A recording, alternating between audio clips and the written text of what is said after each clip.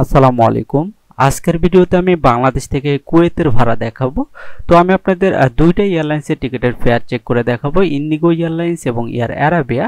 তো এই দুইটা বিমান কিন্তু ট্রানজিট বিমান এবং এই দুইটা বিমানের ভাড়া কিন্তু অনেক কম থাকে। আর বিমান বাংলাদেশ এয়ারলাইন্সের আপডেটটা যদি আপনাদের দেখিয়ে দিই, আপনারা দেখতে পাচ্ছেন বিমান বাংলাদেশ এয়ারলাইন্সে এপ্রিল মাসে কোনো টিকিট নেই। যদিও আমি 1 তারিখের আগে ভিডিওটা রেকর্ড করছি, যার কারণে 1 তারিখে এখানে ফ্লাইট দেখাচ্ছে 1 তারিখে 47,275 টাকা।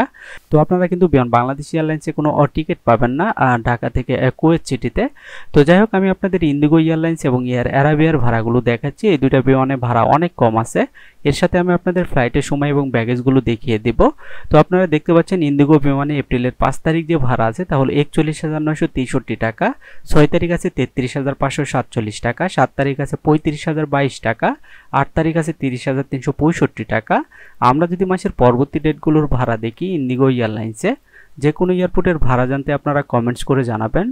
তো আপনারা দেখতে পাচ্ছেন 9 তারিখ আছে 52,992 টাকা, 10 তারিখ আছে 29,850 টাকা, 11 তারিখ আছে 51,233 টাকা, 12 তারিখ আছে 31,928 টাকা, 13 তারিখ আছে 51,233 টাকা, 14 তারিখ আছে 33,790 টাকা, 15 তারিখ আছে 30,787 টাকা।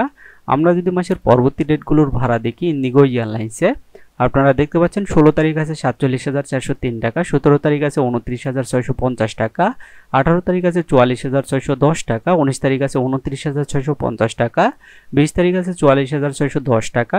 আমরা যদি মাসের পরবর্তী ডেটগুলোর ভাড়া দেখি ইন্ডিগো এয়ারলাইন্সে, যে কোনো এয়ারপোর্টের ভাড়া জানতে আপনারা কমেন্টস করে জানাবেন। পরবর্তী ভিডিওগুলো আমি আপনাদের কমেন্টসের উপর ভিত্তি করে তৈরি করব।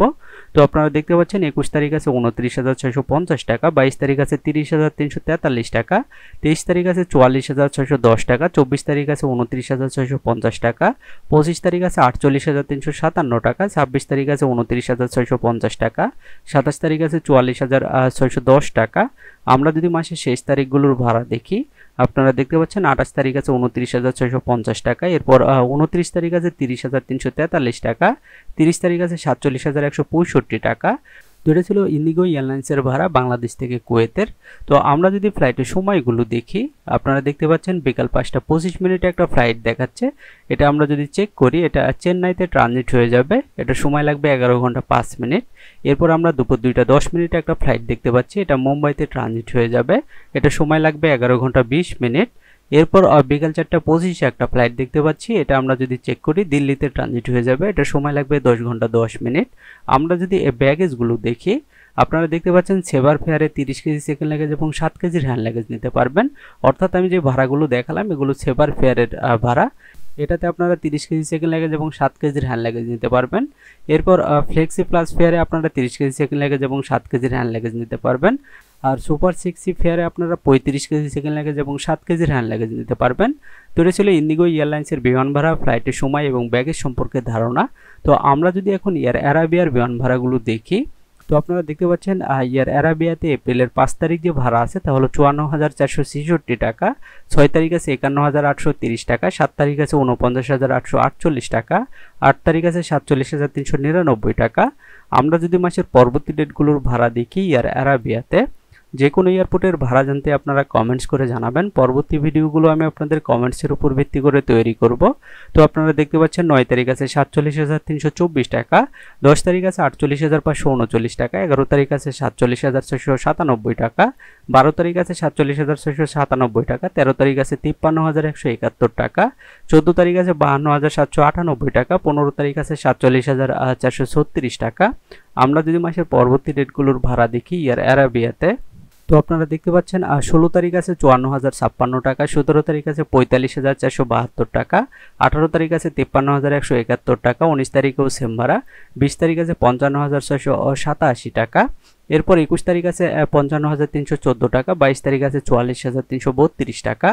আমরা যদি মাসের পরবর্তী ডেটগুলোর ভাড়া দেখি এয়ার অ্যারাবিয়াতে, তো আপনারা দেখতে পাচ্ছেন 23 তারিখ আছে 55,314 টাকা, 24 তারিখ আছে 47,697 টাকা, 25 তারিখ আছে 55,687 টাকা, 26 তারিখ আছে 54,429 টাকা, 27 তারিখ আছে 47,697 টাকা, 28 তারিখ আছে 47,324 টাকা, 29 তারিখ আছে 48,820 টাকা এবং 30 তারিখ আছে 60,312 টাকা।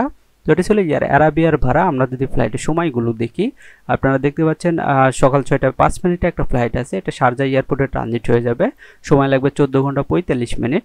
এরপর সকাল 8টা 55তে ফ্লাইট দেখতে পাচ্ছি, এটাও শারজাতে ট্রানজিট হয়ে যাবে, এটা সময় লাগবে 11 ঘন্টা 55 মিনিট।